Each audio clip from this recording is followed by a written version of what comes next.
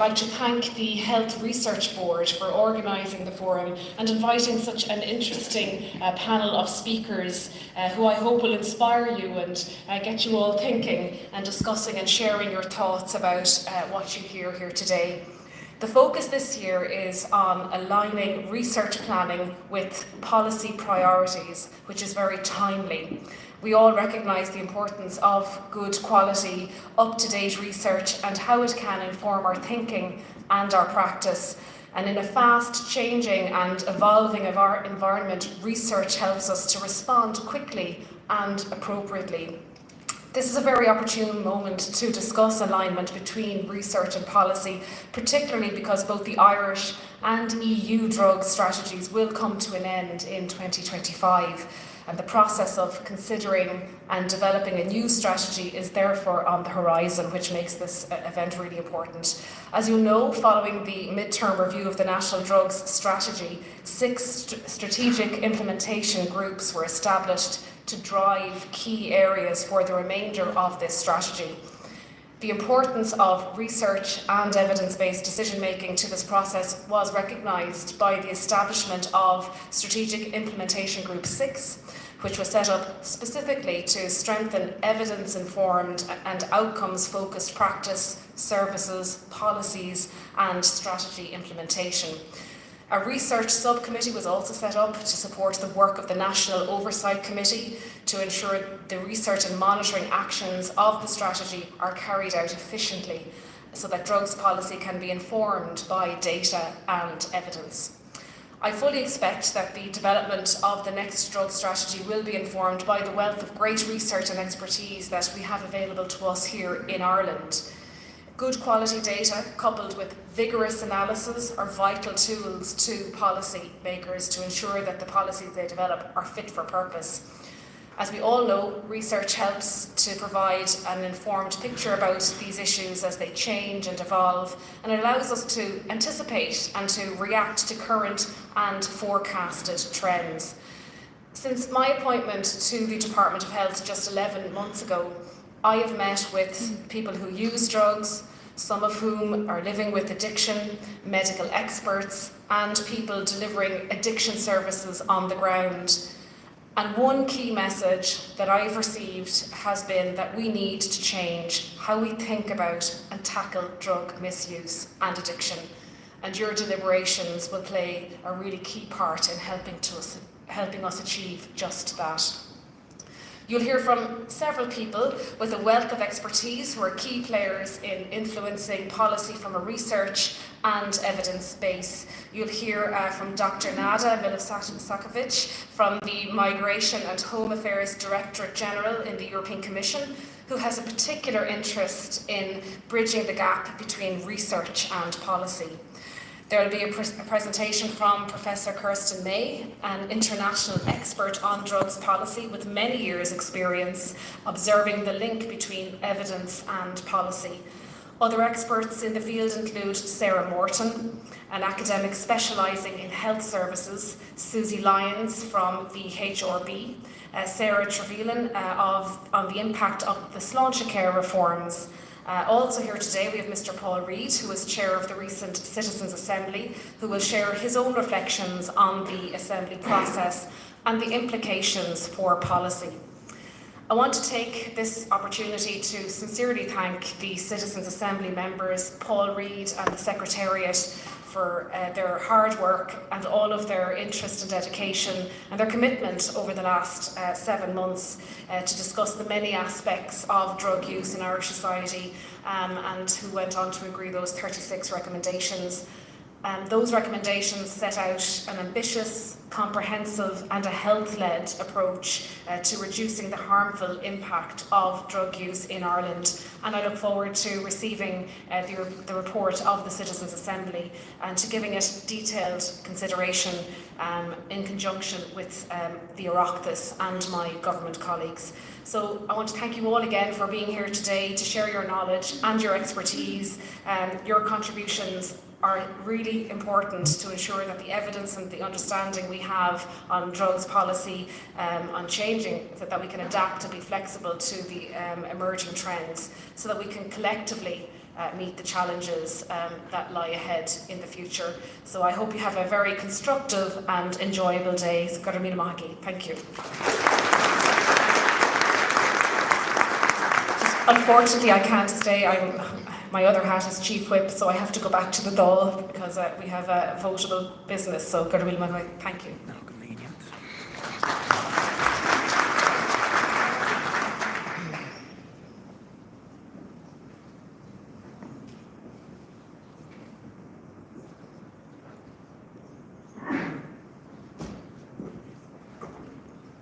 Thank you very much, Minister. She's got a very busy day today, so it's great to get that really supportive speech in at the beginning of our day. Our keynote speaker today is President of the University of Limerick. So obviously she has an outstanding record in scholarship and academic leadership. A couple of other things that are important to note: she's also chair of Campus Engage. I think the current chair of Campus Engage, that's right.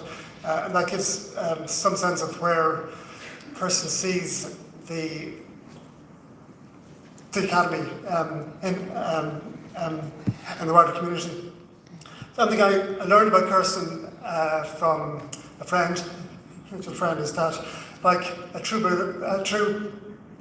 Berliner, she's an avid fan of EDM, electronic music. I'm not sure if she's going to cover that in her speech today, but I'm sure it'll be fascinating. So, would you give a warm welcome, please, to Professor Kirsten May, the President.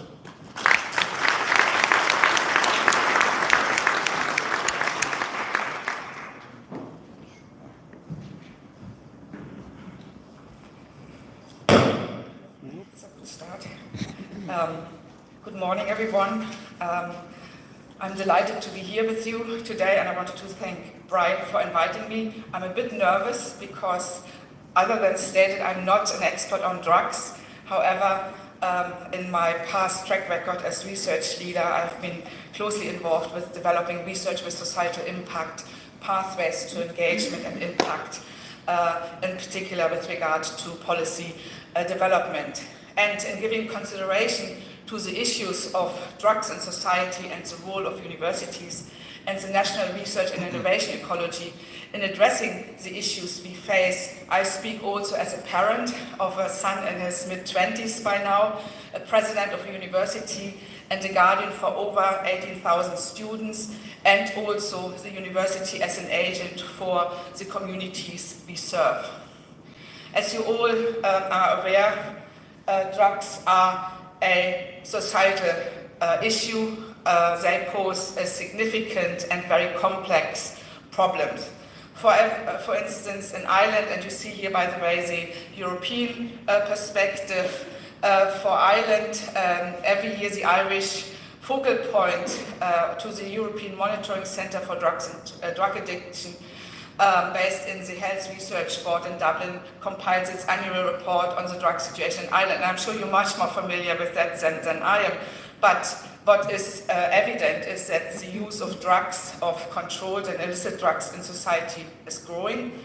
We have had an increase in death from 2004 to 2020 by 87%, from 431 in 2004 to 806 in 2020. Male have accounted for the majority of deaths in each year. More than 6 in 10 of all deaths in 2020 were male. And there's, of course, a very close link between drug misuse and social and economic disadvantage, as we all know. In looking at the European Drug Strategy 2021 to 2025, by outlining a common approach to address the security and health implication of drug trafficking and drug use, I wanted to observe that the universities with their research are very well placed in order to contribute to the further development and thinking for the evolving European drug strategy that will start in 2026. We are very well placed in terms of developing or supporting the development of policies and initiatives and measures in practice by working with a diversity of stakeholders, often in the position as an honest broker. We are very well placed in terms of our knowledge ecologies at universities by being able to bring together different disciplinary perspectives and expertise, given that the nature of the drugs phenomenon is cross-cutting and involves many different areas of insights, from sociology to criminology to psychology, medicine, but also, if you look at economic studies, etc. But also, I think an important task, and that becomes more and more evident, is the development of innovation and foresight. At the University of Limerick, we are the first university in Ireland that has established a future and foresight role in the university that helps us to anticipate developments, to think back from the future. And our Director for Sustainability, Innovation and Foresight, Andrea Deverell, is working closely with government and the OECD to develop expertise in that area and implement it also at government level in Ireland and further afield. And of course, as universities, we all have a very strong commitment to equality, gender equality, human rights, inclusion and equity. And again, from the perspective of my own university, we've attained the first Athena Swan Silver Award in Ireland that recognizes our efforts to embed EDI and human rights in the university, and that also informs our research perspectives, research design and approaches. And last but not least, engaged research and engaged education, i.e. engagement with the communities we serve, not only for but with them, in them, lies at the core of many of our research endeavors we conduct.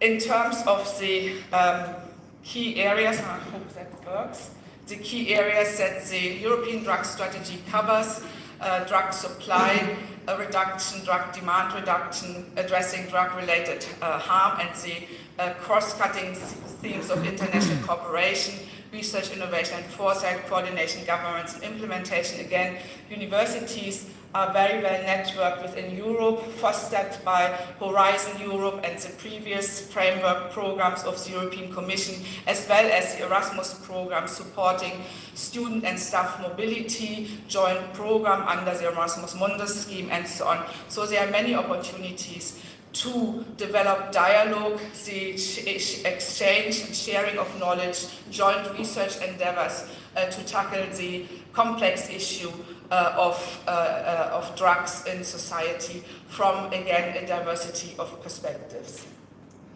The Minister just mentioned the citizens' assemblies on drugs, and I don't want to steal Paul Reed's thunder, who will talk about that in much more detail, but the citizen assemblies that just took place on drug use made 36 recommendations. I've only picked the recommendations out here that are directly aimed at government and on policy development. And you see here the first one is introduce a health in all policy approach to policy development. Again, universities, I think, are well placed to support with their research expertise such an approach. Prioritize drugs misuse as a policy priority as part of an overall socio-economic strategy. So by analyzing the socio-economic conditions in Ireland and further afield, I think universities can contribute towards a systemic and holistic approach in doing so.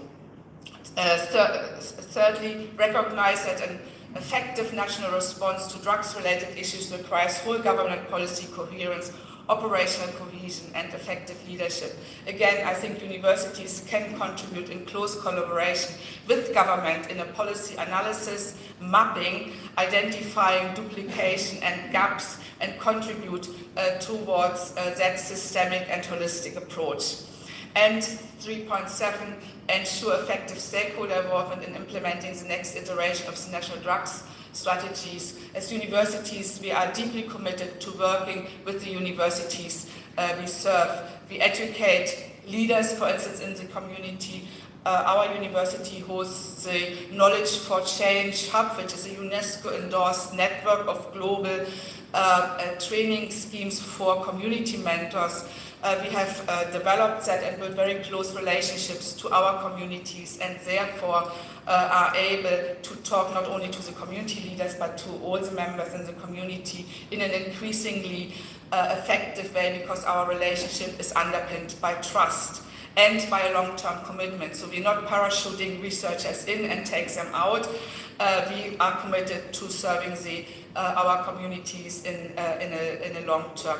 And most recently, I wanted to say that our Greentown project, led by Professor Sean Redmond, who's been seconded from the Department of Justice to the university, and with a project that focuses on children and youth crime in the community and how that can be prevented. Again, a big project has been supported by the Higher Education Authority through performance research funding, and that will enable us to put in place a center of research for research on policy implementation, in order to ensure that we are aware of what works, what doesn't work, how agents across different government departments, different sectors can work effectively together in order to support the implementation, evaluation, review and development of policies. And that pertains also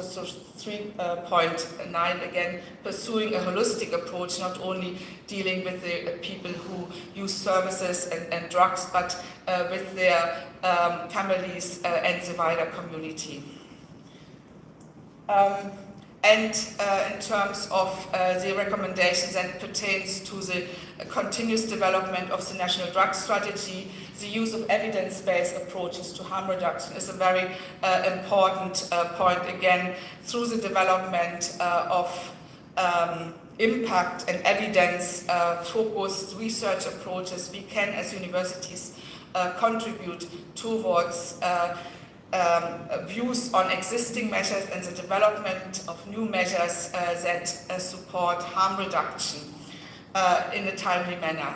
We can also support the evidence base in terms of innovation of services and design, given the breadth of our research across our universities. And we act not so much in competition, increasingly we act through collaboration, and we also work very closely across the island with our university partners, Queen's and the University of Ulster in the north, as well as internationally.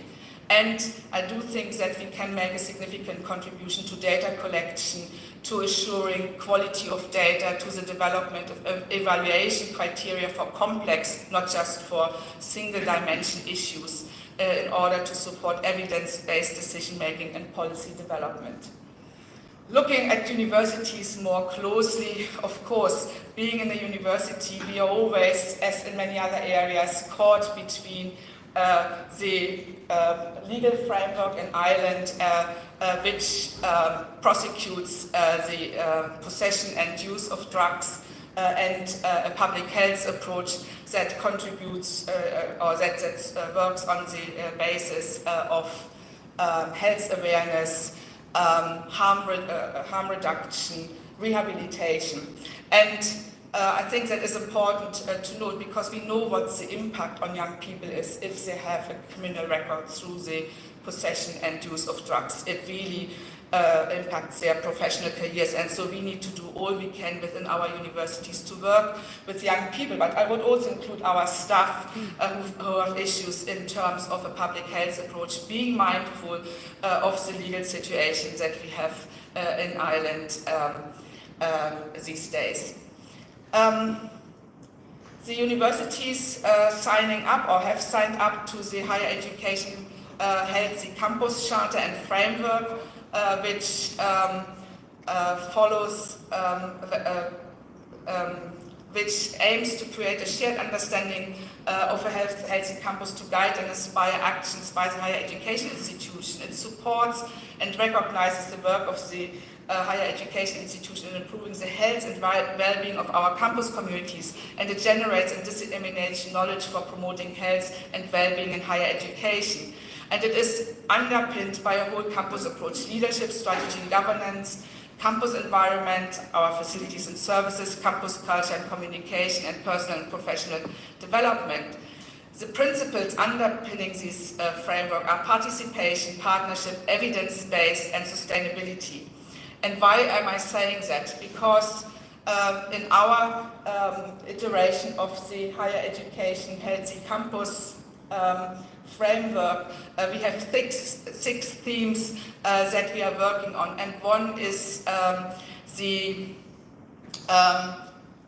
addictive behaviors, which includes drug misuse, gambling, alcohol, etc. Again, we do that from a promotion of health awareness and education approach. We focus on harm reduction.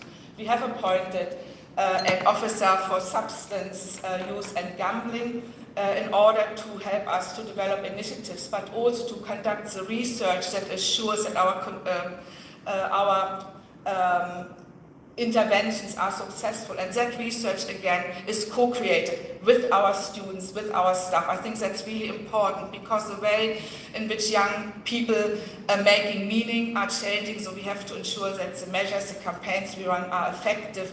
We have to ensure that we take account of their experiences and so on, in order to ensure that our initiatives are relevant. And that research is collaborative. It is based on evidence insofar that we doing surveys and so on students' health and well-being, that also look at the use of or misuse of drugs. And we have implemented a university substance misuse policy.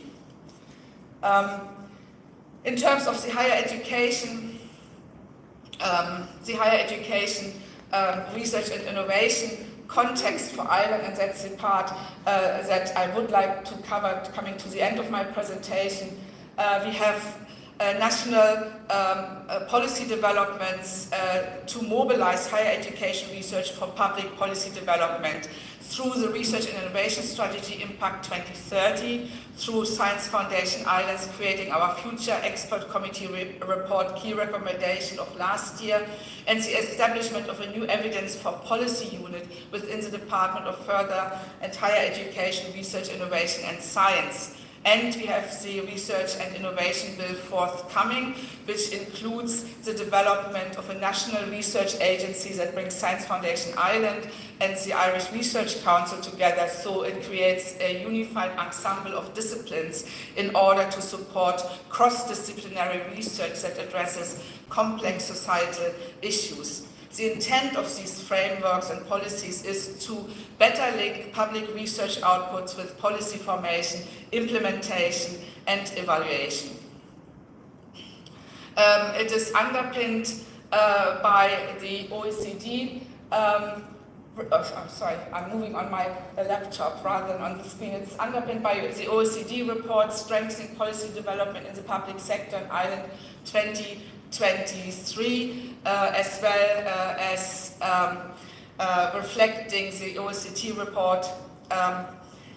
It looks at a few key points: the need for a new policy infrastructure and roles across government and higher education, strategic foresight support for policy planning, development and long-term policy, new training ecosystems based on the identification of capacity and capability needs, the engagement with citizens and the consistency of approaches across sectors, and shared and open data systems. I think it is interesting that it states that no government has a monopoly on policy. Ideas and insights for policy can come from the wider policy ecosystem, especially from academia, civil society and the public. And we already, as universities, working with the government in terms of the way in which in the commissioning of research and evaluation. We have joint research projects, for instance, like we have with the Department of Justice and the Department of Children, and we looking, as I said before, at strategic foresight. And I think universities have a pivotal role to play in building capacity and to produce research insights through their capability to build the evidence base, for instance, as we have demonstrated in our Greentown project. And I think it is really important that we use that expertise available. The universities, Irish Universities Association commissioned a report on researcher and policymaker engagement by Mazars in 2022, which was supported by the HEA, and it was a scoping exercise to better understand how education-based researchers and policy officials initiate and implement evidence for public policy. And the outcome from this report was that we need to demonstrate the opportunities that exist for policymakers and higher education researchers to work together to address societal challenges, support policy officials to draft and implement evidence-informed policy based on the best available research evidence, and build effective networks with policy officials and researchers for future opportunities. I think it is important that we look at how we can support the development of training opportunities in our own universities, but also for government officials in the departments to build capacity and capabilities, how we can support through our research to change attitudes and behaviors and cultures in society on individual, collective and organization levels, and how we can support building an effective infrastructures and effective roles in order to support evidence-based research development, evaluation, implementation, evaluation, and review. Thank you very much.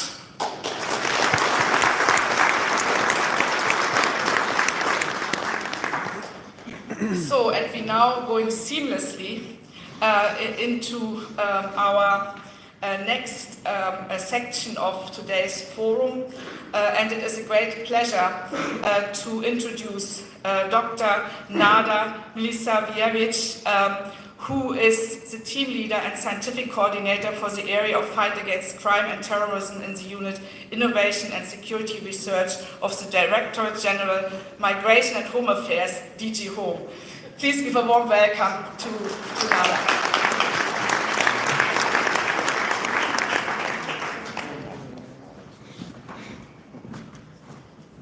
Good morning, and many thanks to Professor May for making the presentation, because indeed it's long.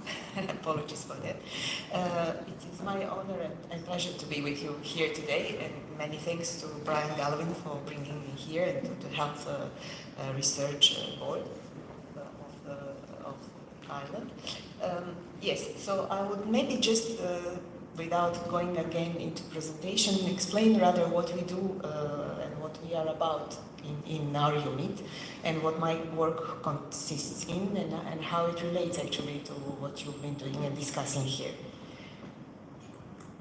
So just to maybe give first a quick idea on what we speak about here. So there is, as you know, a big framework program of the Commission that is running now, that was also mentioned in previous speech, Horizon Europe. It is a 7-year program. It follows multi-annual financial framework, MFF. So it's running from 21 to 27. And in this big picture, as you can see, in red, there is the cluster 3 called Civil Security for Society. And this is where the unit where I work in steps in. So this is where we are, this is the cluster that we are in charge of. Now, within this cluster, called Cluster 3, we have 6 main destinations: fighting crime and terrorism, infrastructure protection or resilient infrastructure, disaster resilient societies, border management, strengthen security research and innovation, and cybersecurity. Out of these 6 destinations, our unit, DG Home, is in charge of the first 5, while cybersecurity falls under the remit of DG Connect, so we work together with them here. I am personally in charge of leading a little team that works on fighting crime and terrorism and resilient infrastructure.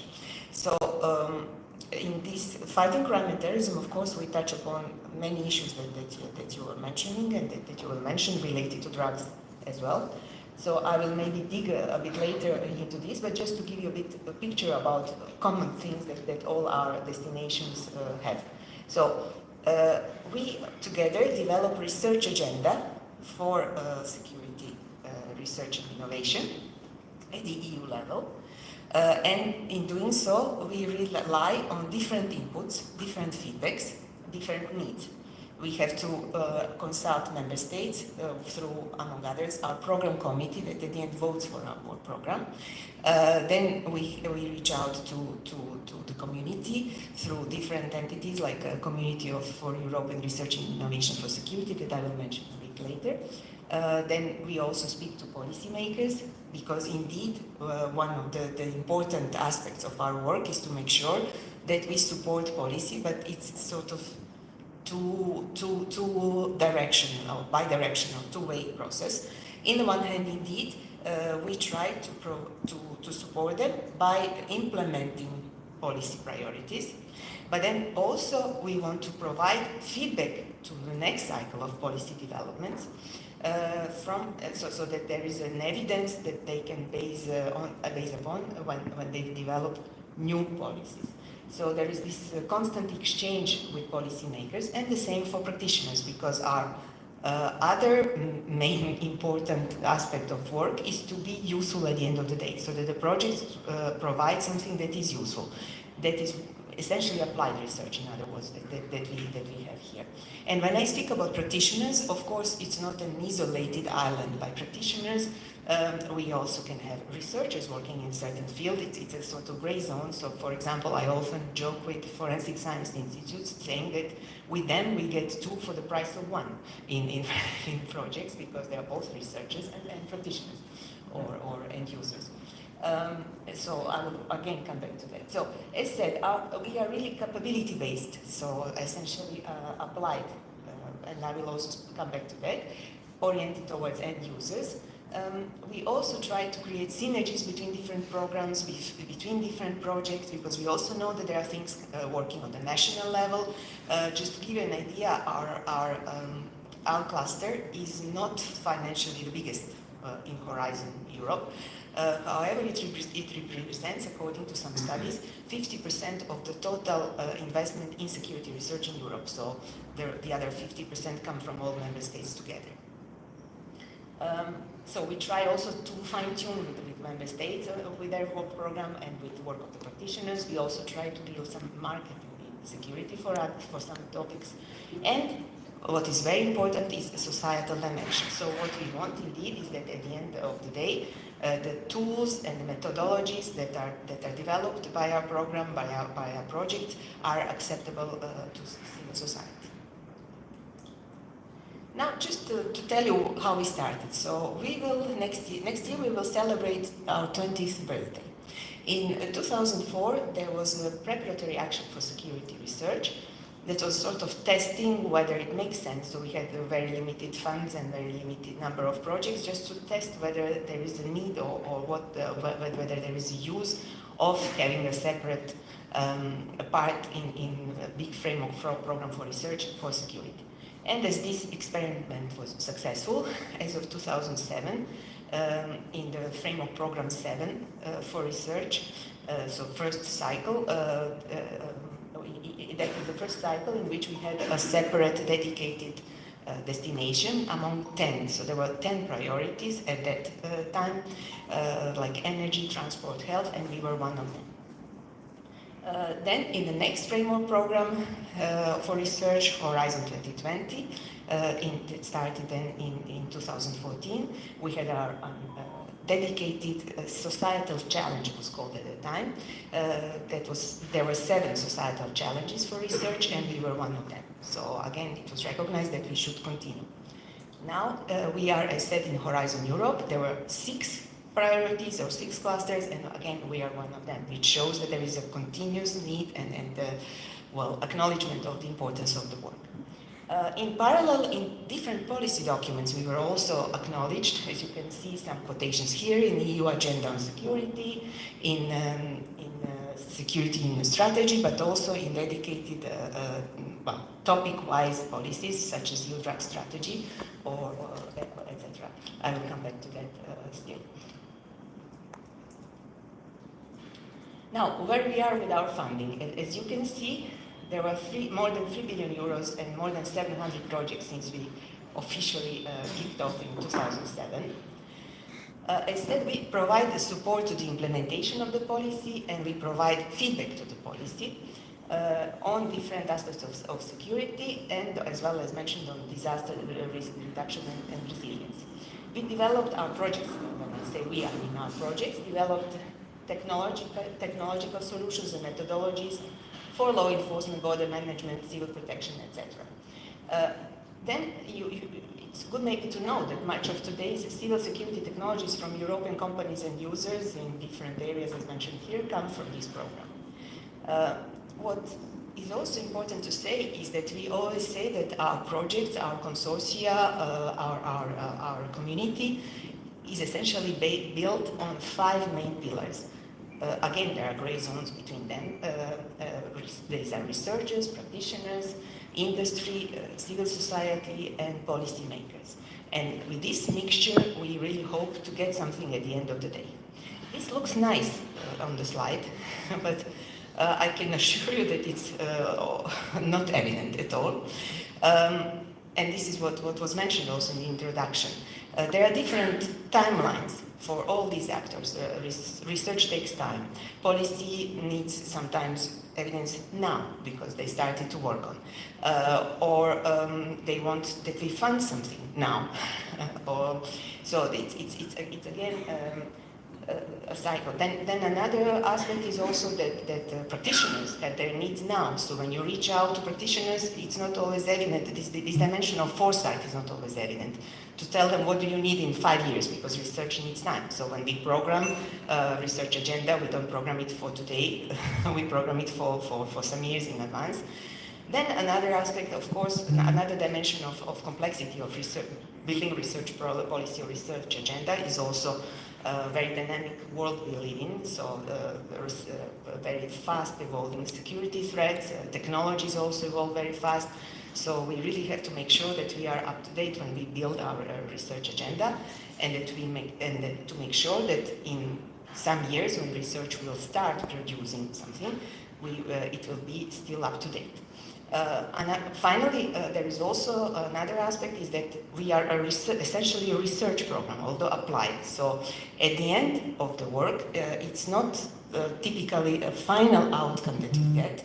It's rather a prototype that then needs further uptake by practitioners through different procurement programs, etc. So these are just some of the aspects to say. However, what you can see is that, for example, in EU Drug Strategy, there is a nice reference in many places to research results coming from security research program, be it like building on the results, so quoting some past projects that provided evidence for the policy, and also giving then ideas of what the expectations are from future for research, and it's something that we also follow up.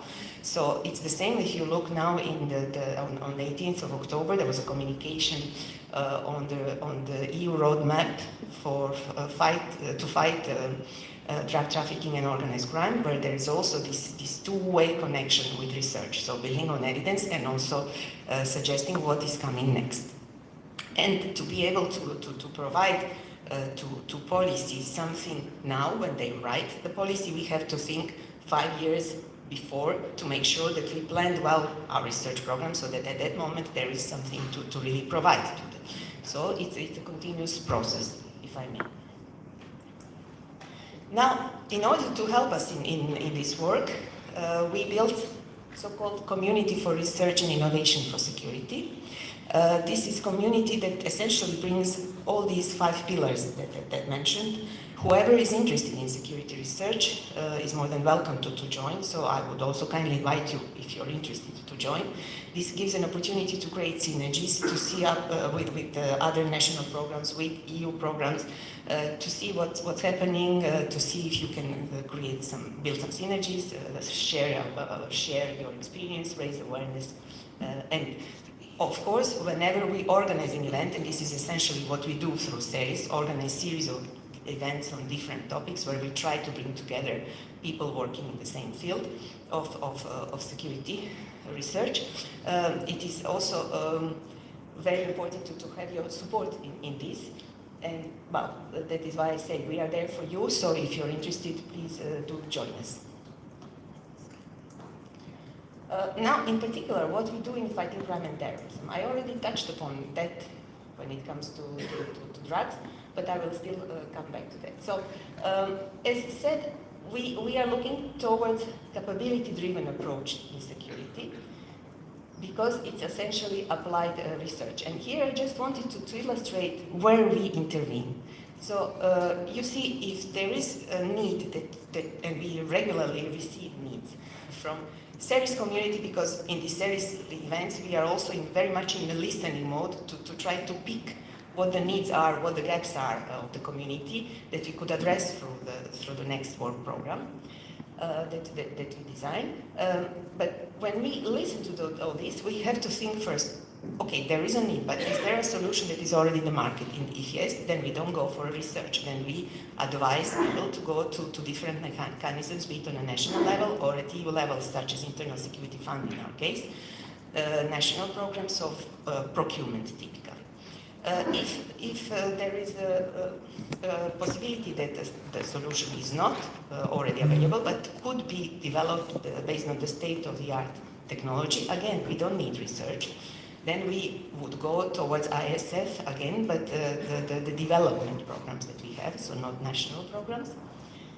And then only if neither of the two is possible, then we wonder, we ask ourselves, is this something that research and innovation could help? And only if there it's yes, then we put it in our work program. Then again, if it's successful, it has to be uptaken further, as said, because we are not providing final products typically at the end. There are cases, but it's rare. It's not, at least not the aim of the program itself. So, as I was also mentioning, and I guess I don't need to repeat now, that we are really like trying to move from reactive to proactive, to look, to have a foresight, to plan well our actions, to make sure that indeed it's not useless what projects produce at the end due to these different timelines, needs, etc. And well, I think I explained already the rest.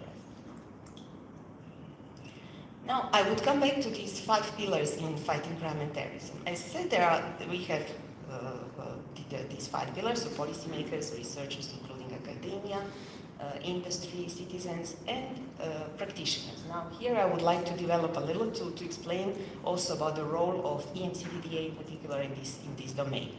So among practitioners, one thing that is very specific for our program is that there is always a mandatory participation of practitioners in our project. So in every call, in every topic, we ask to, well, by default, have 2 police authorities if it's something on, well, protection of public spaces, for example, or on well, I don't know, development of modern information analysis tools on the web to fight cybercrime or things like this. But it can also be forensic institutes or civil society organizations, depending on the topic, because in fighting crime and terrorism, we essentially group our topics in 6 main areas. These are modern information analysis for practitioners. Then second one is forensics, including lawful evidence collection, counterterrorism, including protection of public spaces, societal issues, societal issues, organized crime, and cybercrime. Now, any topic, almost any topic, could go in any of these 6, depending which angle we address. So, for example, drugs, if we are looking to forensics, we will put it under the sub-area of forensics. If you look into organized crime, we put it under organized crime. If you look into societal impact of drugs, then we will put it under our area on societal issues. So it's not really carved in stone. And indeed, maybe also to inform you at this moment that from the projects that we had that relate to drugs, we have an ongoing project that looks into all aspects of organized crime, meaning organized crime online, offline, cross-border dimension, link with other types of crime, such as we heard domestic violence, or types of organized crime, such as corruption. So really like looking into this phenomenon depth from all angles. And we have now a call that is open until 23rd of November, and it is on forensics related to drugs, where we want to gather evidence related to death related coming from drugs, try to make connection between different cases when it comes to new substances, and also look into forensics related to drugs, submission drugs in urine, so some toolkits for that. So this is topics that we have, for example, ongoing now. Now, so this is about mandatory participation. As said, also we try to address needs of practitioners and make them the core of our project. We have also networks of practitioners that we fund in different fields. And then there are two aspects of agencies that we also bring in. So one is engaging individually with each agency. When I say each agency, well, we are DG Home, so it's essentially Justice and Home Affairs agencies. And that these are, if I may say, our agencies that we are responsible for, and one of them is EMCDDA, or future EUDA as of 2nd of July next year, and also Europol and the CEPOL, and I will come back to EMCDDA in my next slide. Then there is this final dimension, and that is the EU Innovation Hub for Internal Security, which brings together all these agencies. So we have on board EMCDDA, Europol, Frontex, EULISA, all FRA, Fundamental Rights Agency, Eurojust. They are all in this EU Innovation Hub and discuss innovation aspects, innovation needs that are cross-cutting, so for all agencies. And DG Home is there, and I represent DG Home there as well.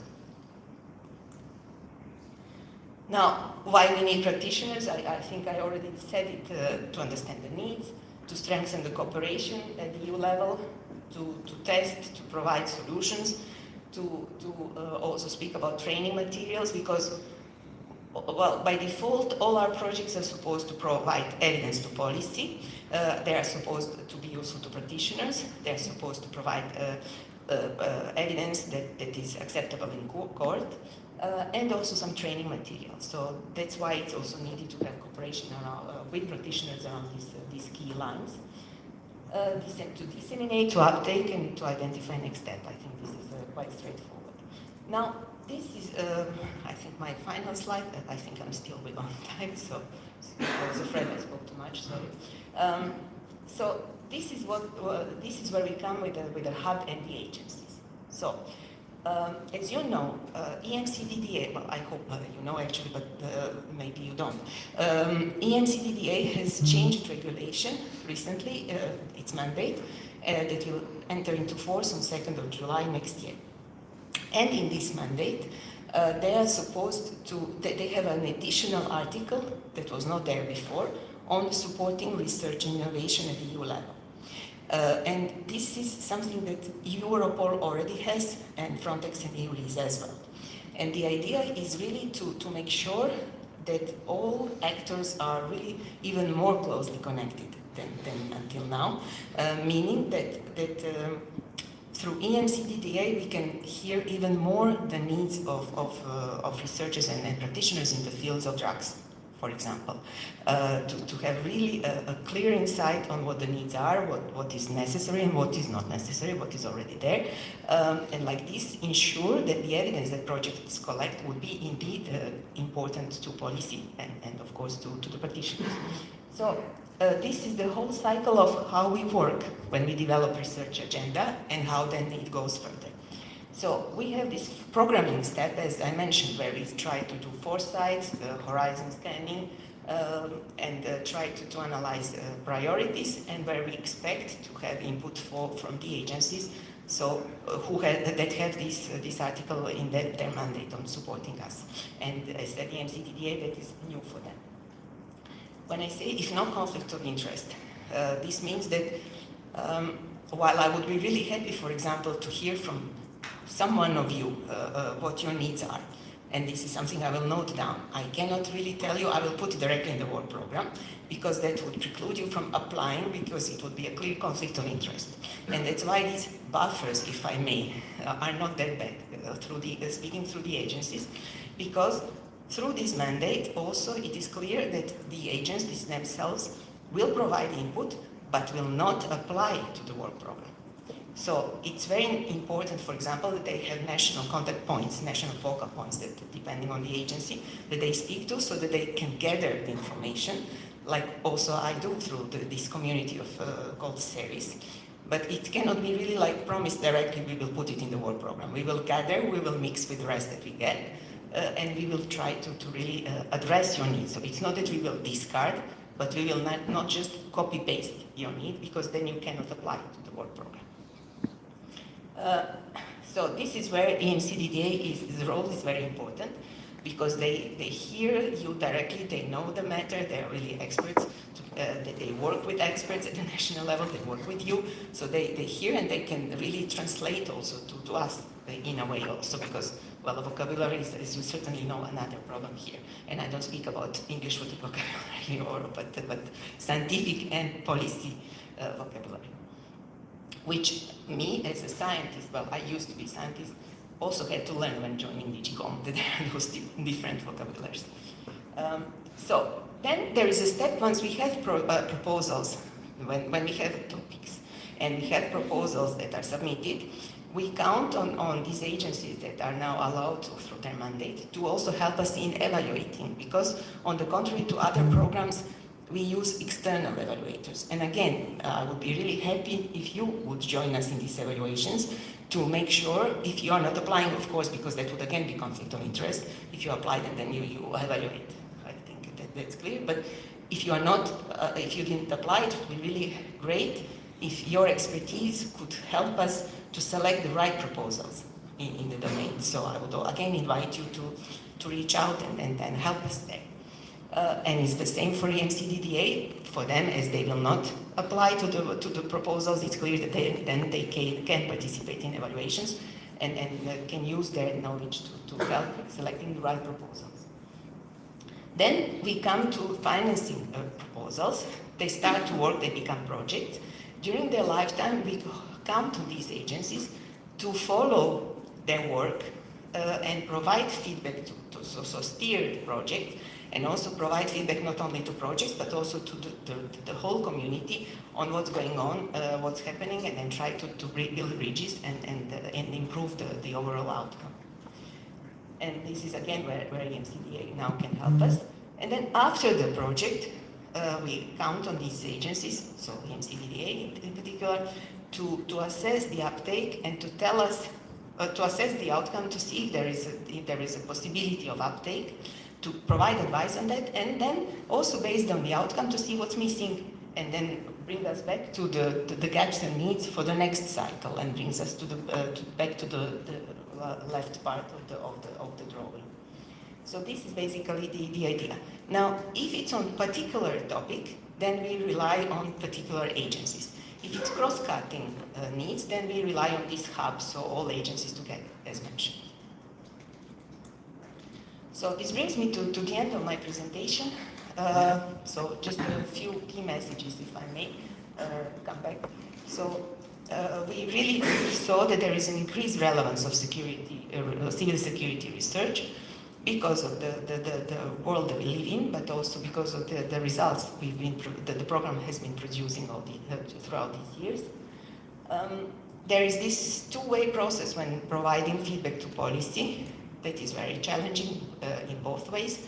So one, when we want to provide evidence to policy, and when we want to support policy. So support what has already been on the table and provide evidence for the next cycle. Also, as said, our program is not a standalone program, it's a part of a wider research and innovation and of a capability-driven ecosystem. For us practitioners, involvement of experts is really key to strategic innovation.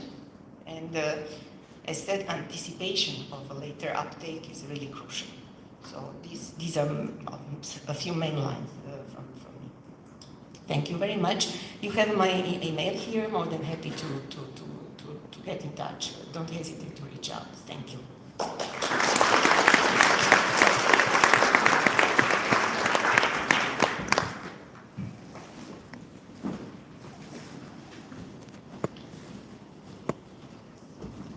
Thank you very much, Dr. Nada Milisavljevic, for focusing us on the EU plenary session on Irish and EU drug strategies after 2025.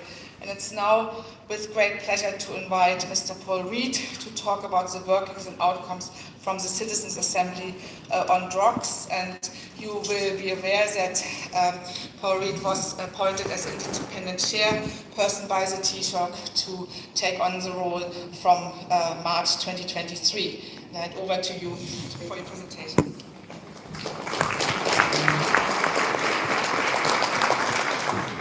Not as tall as Kirsten, so I'll lower the microphone down a bit. I got a bit of a bad reputation in the Citizens' Assembly as chairperson of keeping people to time, so I feel under enormous pressure now to make sure I stay within the 20 minutes, and I will. Good news for all of you. So what I just want to briefly walk through is the assembly process. First of all, many of you will be familiar with previous assemblies. Assemblies previously met on Convention on the Constitution. Assemblies previously made recommendations around equality legislation and also around repeal the Aid. So what I've always said to the Assembly members as we went into this process is we don't have power, that quite rightly rests with the Oireachtas, but we do have a really huge potential to influence, and that's the mindset in which we went into it. But just a quite amazing process to say, first of all, 100 people randomly selected from around the country, representing, I suppose, the CSO data, so representing age, regionalisation, more or less socio-economic background, nationalities, with 12 different nationalities on the assembly process overall, and a really fascinating process to be involved in. A great privilege for me to be chairing a process of 100 people coming together and seeing the engagement over 7 months, 6 full weekends from Friday to Sunday, and a huge piece of work in between meetings on research, etc. Our mandate is quite rightly set by the Oireachtas. They set the terms of reference on which they wanted us to come back to them and recommendations on. And in essence, there were one big driver which they set out for us, for the Oireachtas, and it was, how do we reduce the harm caused by drugs here in Ireland, illicit drugs? And they asked us to come back with 3 areas of recommendation. Areas around legislation, areas around policy, and areas around services. So that's the mandate that we had, quite a big mandate overall to work through. I was very conscious going into this that I specifically am an expert, while I had some experience working through the health system and working within the sector. We needed some help and support for all of us in the Assembly members. In essence, we got that. We had a secretariat who were very proficient in understanding of the Assembly process and the deliberative democracy process, how it should work.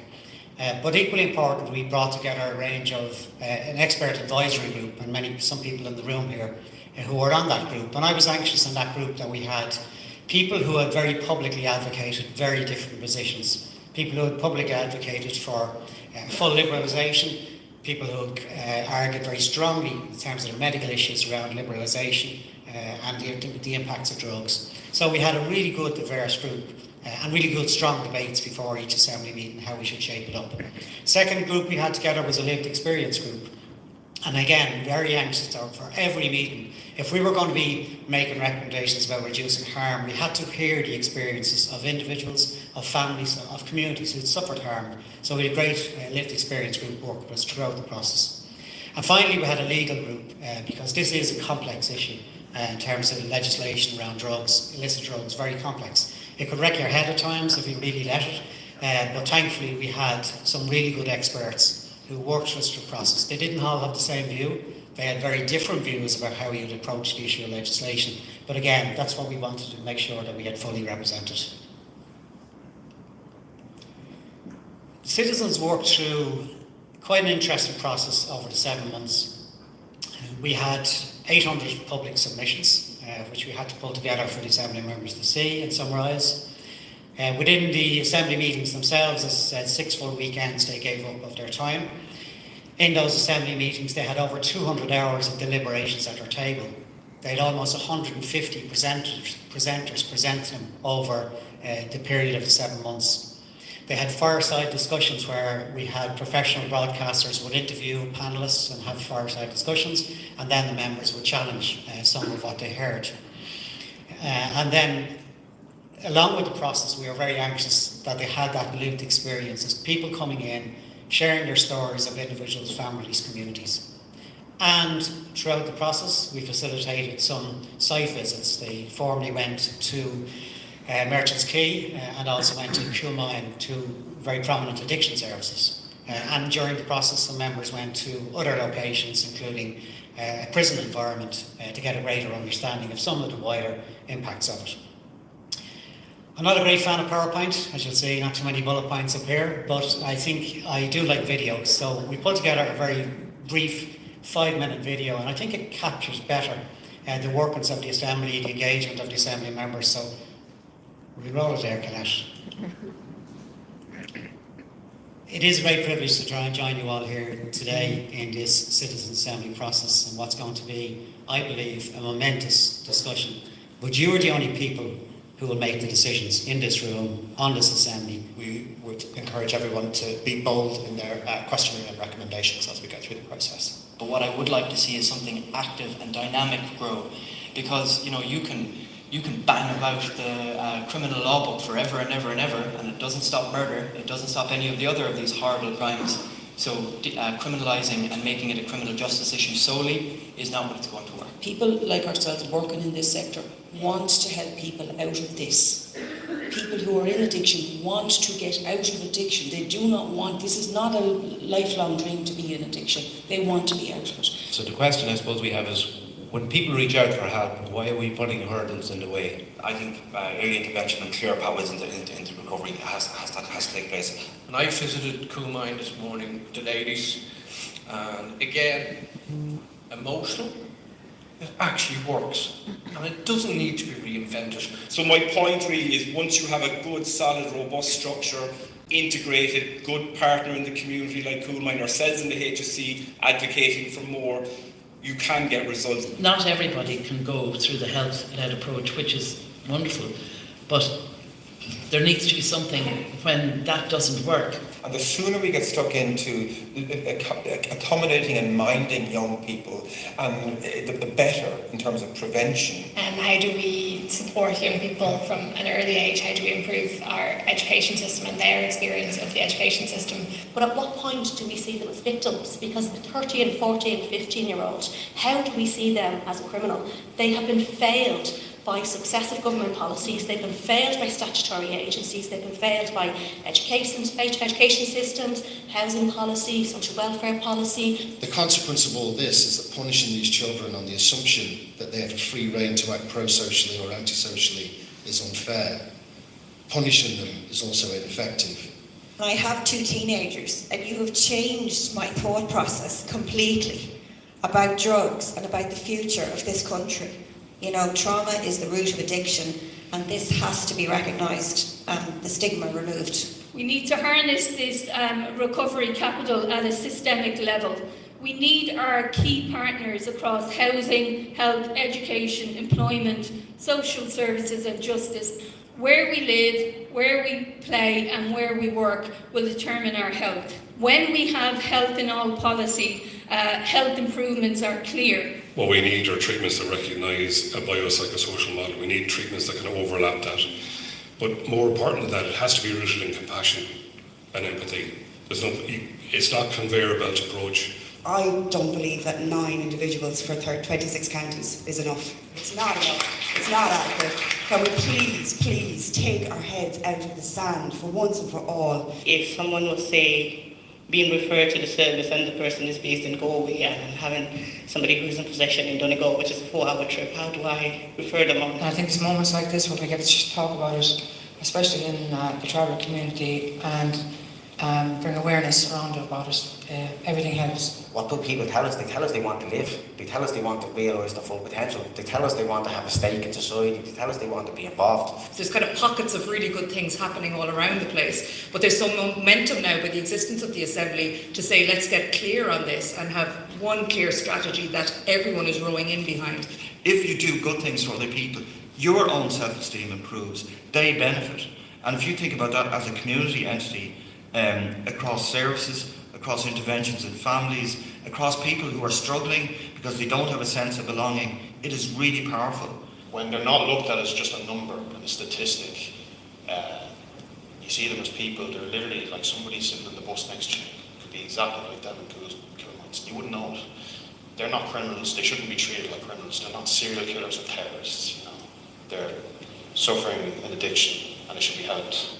In my view, this is a very momentous weekend. I guess the challenge for us is to decide on what end of the spectrum we recommend forward to government, and that's entirely in your hands. And you've embraced that opportunity, and that's what you've come forward and done, represented the Irish population. We've set out we want the most senior accountability level, a dedicated cabinet committee. We don't want this hanging on the shelf. We want it going to the electors. We want it going to government straight away. This is not just about a policy. This is about saving people's lives, about saving families, saving communities, destigmatising people who have been marginalised through many of the harms caused by drugs. So what really will make a difference to us is you embrace this report and implement it.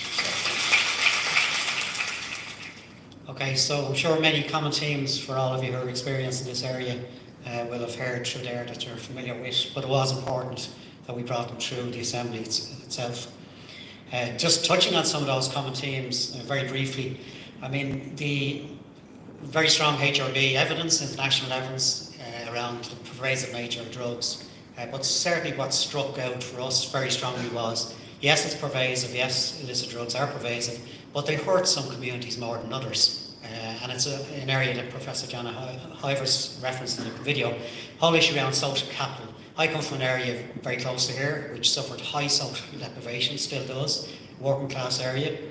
You're more likely to end up taking drugs in some of those areas than you are in more wealthy areas, and it's not just because of the drugs issue, it's a wider issue, social deprivation, and that's not fair and that's not right. Second issue just came through was the whole issue of stigmatisation, how individuals, how families, how communities, I've grown up with individuals, I've grown up with families, I've seen communities stigmatised and really finding it hard to get out of that marginalisation, and that's one of our strong recommendations I'll touch on in a minute. Impact of early life trauma came through very early. People having suffered early experiences of trauma for many different reasons, taken to drugs to try and numb that trauma, getting into addiction, getting into criminalisation, and a whole vicious cycle emerges, particularly around some communities again. The access to services, again, you're in the sector, I won't preach to any of you on this one, but it is very sporadic. There's some fantastic community sector organisations, some fantastic local community organisations, some fantastic statutory organisations, but it's very sporadic and it's not consistent. The issue of political priority, and the Minister was here today earlier on, and I've said this very publicly, and I would say if the Minister was here, the Assembly members were not convinced, and I have not been convinced, that this is high enough around the political priority that it should be.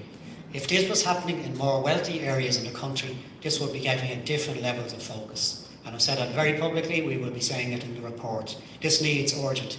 One example of that is, there's legislation sitting on the shelf, designed in 2017, agreed by government in 2019, we're heading into 2024, which would have facilitated a stronger health-led approach. It wouldn't be eureka, it wouldn't solve everything, but it would have been a different paradigm approach to drugs. It's shameful that's sitting on the shelf to this day. Funding and resourcing, you're in the sector, you're in the issue, you know it, but again, very sporadic. Concluded in October, very briefly just want to touch on the recommendations. There are 36, I'm not going to go through them all here, but one of the key ones, one of the most public ones was the issue around decriminalisation. We strongly believe people should be not sent off into a criminal justice system for possession, for their own use. Very strong recommendation. The way we felt we could go about that was having a health-led approach. Route people through a health system where they get great awareness, greater knowledge, and be redirected if they do have addiction issues. I should say that was the recommendation for all drugs. There was an extremely tight vote, one vote of a difference, in terms of whether we should go further and fully legalise cannabis. The vote was what it was, but we will be reflecting in the report that was an extremely vote related to cannabis, but ultimately our recommendations are across all drugs for decriminalisation.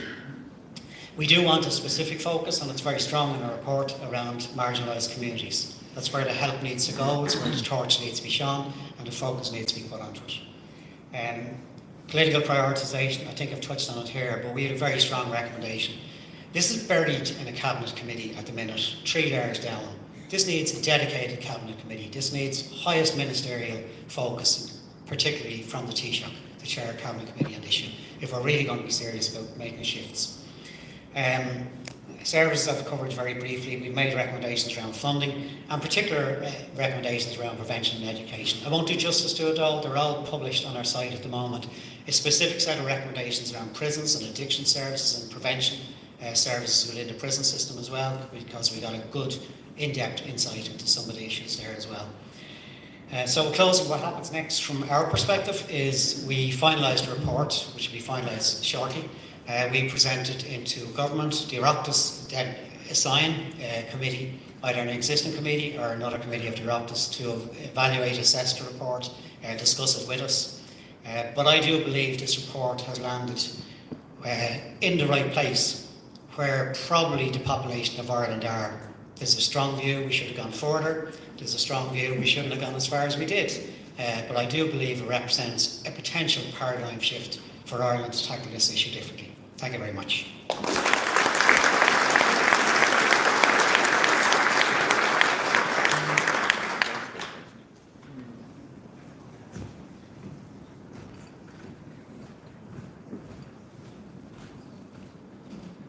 Thank you very much, Paul, for giving these fascinating insights into the working of the Citizen Assembly on drugs.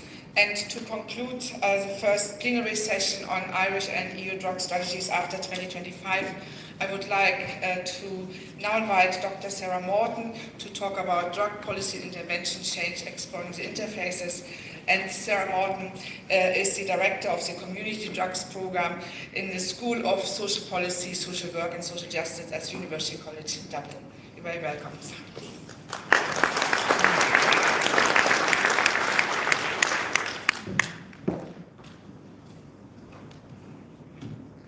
Hi everyone, I'm bringing my computer because I'm not sure I can look here and talk and look there at the same time. So I am going to talk to you, I think it's really interesting what we've heard this morning. So we've heard about this kind of policy research interface and change at European level. Paul has now spoken to us about what has happened at national level with the Citizens Assembly. And one thing I would like to do before we go to coffee is, as I mentioned that I am between you and your refreshments, is that I have spent, I think, a long time thinking about how does change happen. So what I've done with this presentation is just, thank you, I don't know if I'm too short or too tall, which is to put together, I suppose, some thinking around how does change happen when we're not working at national level. If we're a practitioner, if we're directing an organisation, if we're working with people on a daily basis, if we have lived experience, how can we think about how we can be enacting change? I always loved this quote from Shane Butler. I know it's 15 years old, and I know perhaps our attitude to policy change in Ireland has changed a lot, but it makes me think about, well, how has that process occurred, that we have moved away from this kind of slow and gradual and ambiguous nature of policy change to maybe something more direct and open in the Irish context. So, I'm pressing the wrong buttons. What I have put together is 3 examples. So I am looking at 3 pieces of work that I've been reflecting on. How did change happen and what change happened? And what could we learn from that about what were the key pieces? One is the domestic violence and substance use and how Women's Refuge changed, what they were doing. The second one is perhaps more regional or national, and it's to do with the Box and Clever programme. And then I've been doing some work with Iceland, and that's been interesting and challenging, and I'm going to tell you a little bit about that, but very quickly.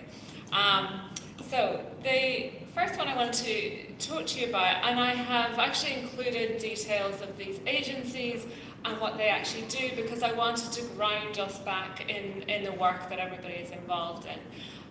So this is a domestic violence service. They're based in Clonmel, a fairly, dare I say it, if anyone's from Clonmel, I apologise, innocuous regional town.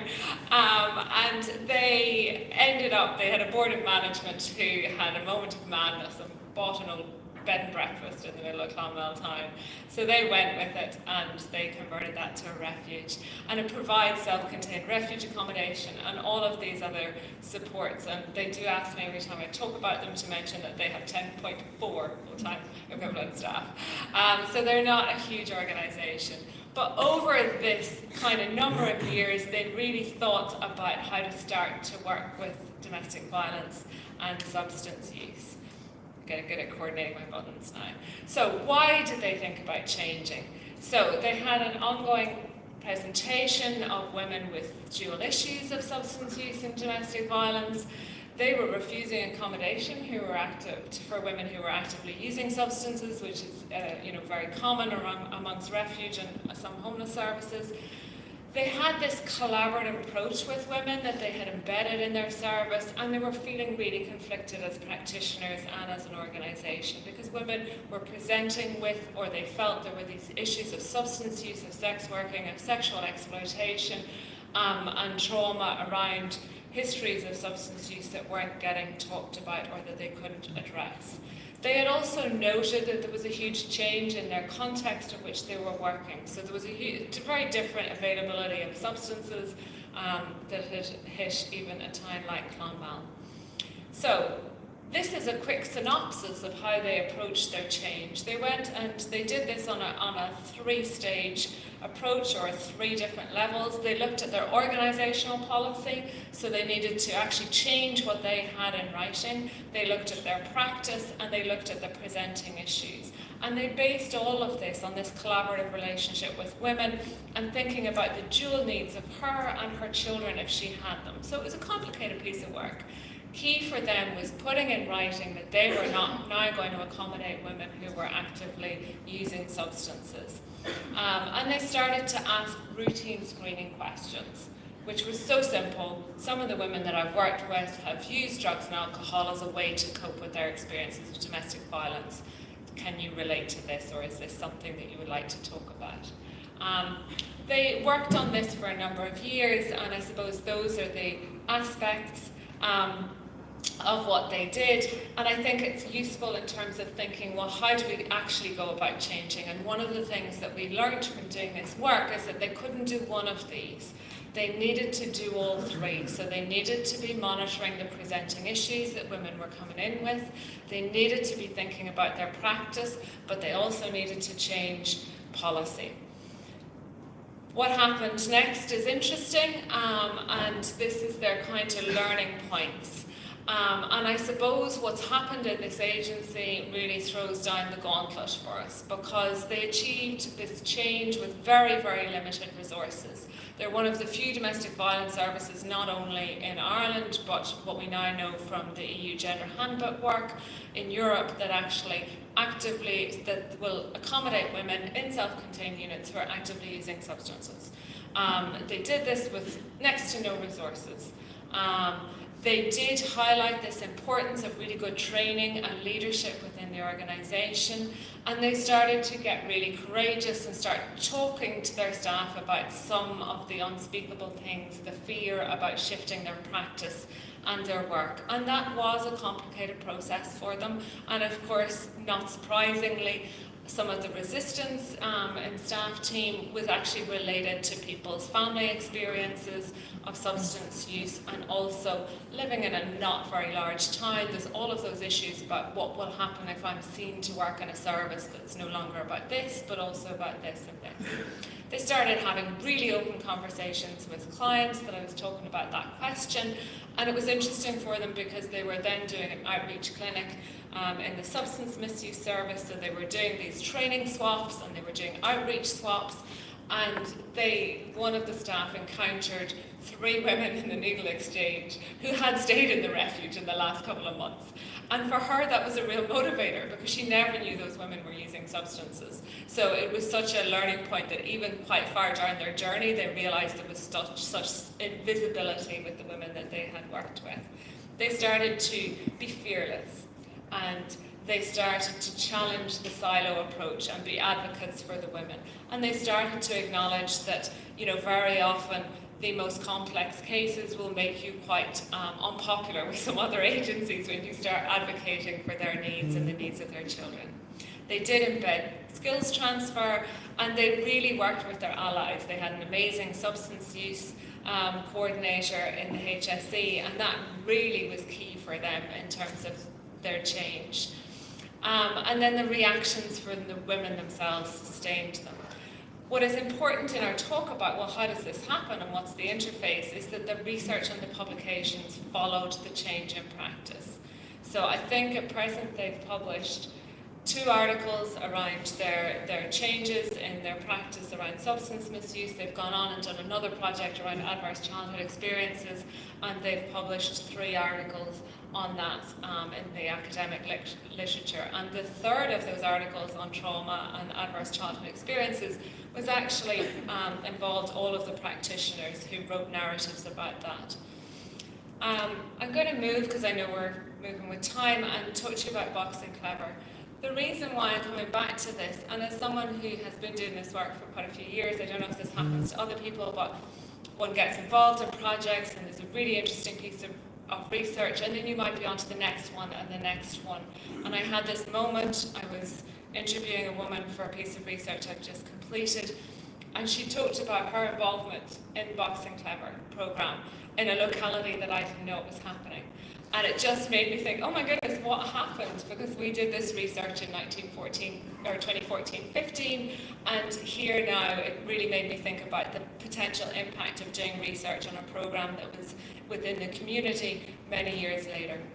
So people will be perhaps aware of the Boxing Clever programme, and there's lots of people here who have both initiated it and maybe running versions of it in different parts of the country. But it's an integrated educational substance use recovery and fitness programme.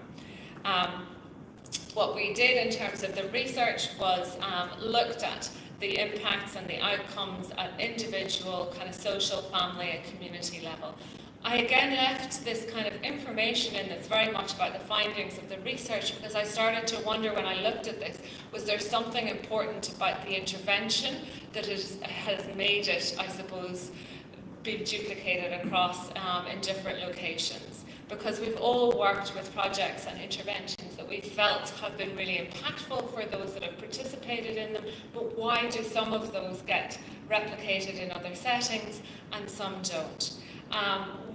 So I started to wonder when I was thinking about this, is it because it works at these 4 different levels, that individual, the interpersonal, the social and the community level? And I think the important other thing that, those that had run the Boxing Clever originally at Ballymun Youth Action Project always talked about embodying the ideals of the athlete and the student. So I think there's something in this programme that talks to us about that's what I could be. That perhaps hasn't happened in the Coonsare project. So when I had this moment when I was interviewing for this other research, I went back and had a little look, and apologies if there's anyone in the room that I have missed from my quick search. But since we did this research quite a few years ago, it obviously continues to run in Ballymun Youth Action Project, but I now find it in Limerick, in Cork, in the Midlands, and across a range of locations in wider Dublin. And it had had both HSE and Sport Ireland support. It does appear that it has been amended and developed to suit local populations. I also found it in different forms saying Coolmine, so I was tripping over it once I started looking for it again. Just on a very, very personal level, I was thinking through from our community drugs programme at UCD, and I thought, oh my goodness, there's actually 4 participants who had done the programme in Ballymun who have now actually completed the diploma in community drug and alcohol work in UCD. So there's that very personal impact. So hold your thoughts on why that may or may not have worked. What I'm just going to flag for you again is that with research publications, I think we had 3 publications, 2 or 3 from this research. We also published a Grey Literature report. We did a policy briefing. We made a film in a moment of madness. I didn't put the YouTube link up because I can't look at it. If you want to go and look at it on YouTube, go for it. Somebody commented, was that a long time ago? You look very young. And this was pre-filters, I might add. So this does really make us think about what's the evidence that we're looking to provide? What's the applicability and how is that resourced? And maybe this is the difference between Cuan Saor and Box and Clever. Is there something about the applicability or is it the nature of the issue? I'm going to finish up by talking about Iceland. And maybe I'm going to destroy some of your fantasies about Iceland. Because I know we talk about alcohol and prevention in young people. I have a slightly different take on Iceland.